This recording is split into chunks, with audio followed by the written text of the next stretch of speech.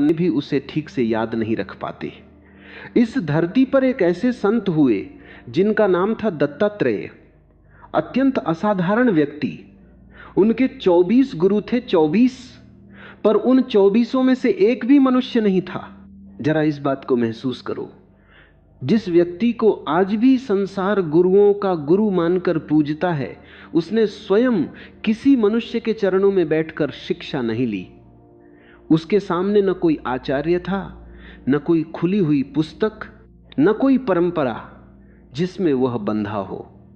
उसके सामने थी केवल यह विशाल प्रकृति, और भीतर थी एक खुली सजग ग्रहणशील दृष्टि। उन्होंने मधुमक्खी से सीखा, देखा कि वह कैसे एक एक फूल से थोड़ा थोड़ा रस इकट्ठा करती है, दिन भर मेहनत करती है, अपना पूरा जीवन एक छत्ते को भरने में लगा देती है। फिर एक दिन कोई आता है और पूरा छत्ता तोड़कर ले जाता है। क्षण भर में उसका सारा संग्रह समाप्त हो जाता है।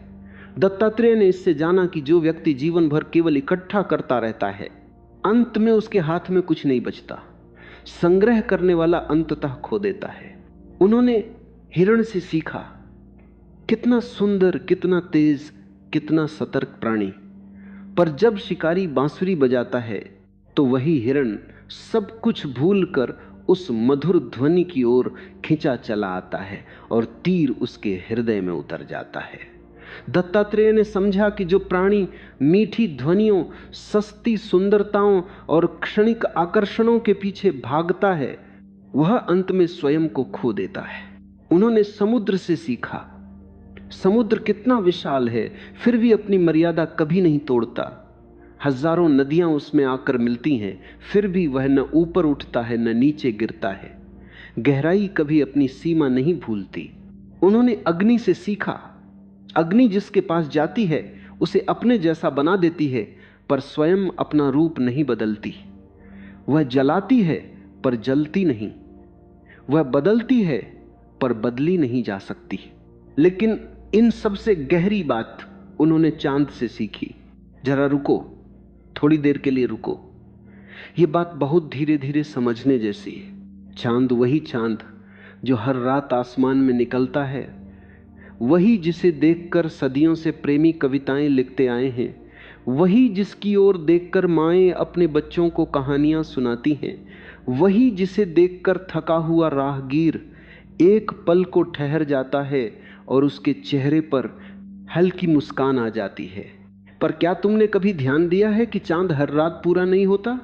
वो बढ़ता है, घटता है, कभी आधा दिखता है, कभी पतली सी रेखा बन जाता है, कभी पूरी तरह छिप जाता है। वो कभी एक जैसा नहीं रहता, और शायद बहुत गहराई से देखो तो शायद इसी कारण संसार उसे देखता है। दत्तात्रेय ने यही एक बहुत महीन रहस्य पकड़ा। उन्होंने जाना कि आकर्षण केवल सुंदरता का नाम नहीं है। आकर्षण वहां जन्म लेता है जहां कुछ अधूरा हो, कुछ छिपा हो, कुछ बार बार आता जाता हो। अगर चांद हर रात पूरा निकलता, हर रात एक जैसा चमकता, बिना घटे बढ़े आकाश में स्थिर रहता, तो शायद कुछ ही दिनों में लोग उसे देखना छोड़ देते। उसकी चमक वही रहती, उसकी सुंदरता वही रहती, पर देखने वाली आंखें थक जाती हैं, मन ऊब जाता, हृदय किसी और चीज की तलाश में निकल पड़ता। लेकिन चांद ऐसा नहीं करता। वो कभी पूरा होता है, कभी अधूरा, कभी पास लगता है, कभी दूर, कभी बादलों के पीछे छिप जाता है, कभी अचानक प्रकट होकर पूरे आकाश को रोशन कर देता है। और इसी आना जाना, इसी घटना बढ़ना, इसी कभी होना और कभी न होना में उसका सारा सौंदर्य छिपा है। उसकी हर रात अलग है, हर रूप नया, और इसी कारण आंखें उसे रोज देखकर भी थकती नहीं, बल्कि और देखना चाहती हैं। अब इसी बात को अपने जीवन पर रखो, धीरे धीरे, बहुत धीरे धीरे, क्योंकि जो सत्य चांद से जुड़ा है वही सत्य तुम्हारे रिश्तों से भी जुड़ा है, जो हर समय उपलब्ध रहता है। संसार धीरे धीरे उसे महसूस करना बंद कर देता है। ये कठोर बात है, सुनने में कड़वी लगती है, पर सच है। और इसी सच को न समझ पाने के कारण कितने ही कोमल हृदय रोज टूटते हैं, कितने ही प्रेमी अपने प्रेम को सस्ता बना बैठते हैं, कितने ही लोग अपनी पूरी ऊर्जा देकर भी अंत में केवल सूनापन पाते हैं। एक दीपक की कल्पना करो, बहुत साधारण सा दीपक, मिट्टी का बना हुआ, हल्की लौ के साथ शांतिपूर्वक जलता हुआ। वह किसी घर के एक कोने में हर रात जलता है, बरसों से जल रहा है। उसकी लौ स्थिर है, शांत है, बिना शिकायत के लगातार जलती रहती है। उसी की रोशनी में बच्चे पढ़ते हैं, माँ खाना बनाती है, पिता दिन भर की थकान के बाद अखबार पढ़ता है और बूढ़ी दादी कोने में बैठकर माला फेरती है। पर क्या किसी ने कभी रुककर उस दीपक की ओर देखा है? क्या किसी ने कभी कहा कि इस छोटे से दीपक का धन्यवाद, जिसकी रोशनी से यह घर हर रात उजाला पाता है?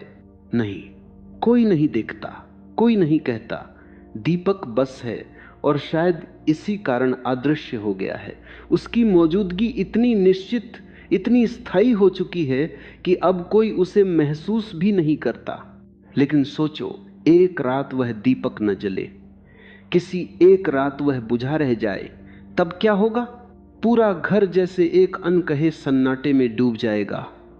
माँ खाना बनाते बनाते ठिठक जाएगी, बच्चे अपनी किताबें बंद कर देंगे, पिता अखबार एक तरफ रखकर पूछेगा, आज दीपक क्यों नहीं जला, क्या हुआ? और तब उसी अंधेरे में सबको पहली बार उस दीपक की असली कीमत समझ आएगी। तब एहसास होगा कि बरसों से कोने में जलने वाला वह केवल एक दीपक नहीं था, वह घर की आत्मा था। यही तुम्हारी कहानी है। बहुत ध्यान से सुनो। तुम वही दीपक हो जो रोज बिना शिकायत जलता रहा। सामने वाला तुम्हारी रोशनी में अपना जीवन जीता रहा, पर तुम्हें देखना भूल गया। क्यों? क्योंकि तुम हर समय वहां थे, हर समय उपलब्ध। तुम्हारी मौजूदगी इतनी पक्की हो गई कि अब वह कोई एहसास नहीं रही, केवल एक आदत बन गई। तुम प्रेम बनना चाहते थे,